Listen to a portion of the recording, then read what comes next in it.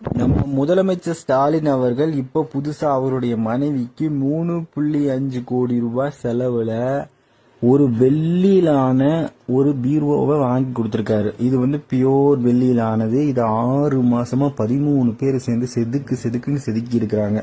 அதாவது நெல் கொள்முதல் நிலையத்துல ஒரு சின்ன தகர சீட்டு கோடி போடாம வெறும் தார்பாயை போட்டு பொத்தி மழையில நனைஞ்சிட்டு கிடக்குது. நெல் மூட்டைகள்லாம் பயிரா விளைஞ்சிட்டு கிடக்குது. அதெல்லாம் கண்டுக்காம இங்க பியோர் வெள்ளியில பீர்வோ இப்ப தேவைதானா?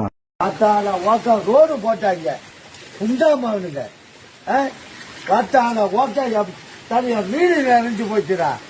கட்சிக்காரங்க பூடுக்காரங்க அப்படியே போட்டா புண்டா சிட்டா அப்படியே கவுன்சில பூலா புண்டாமாய.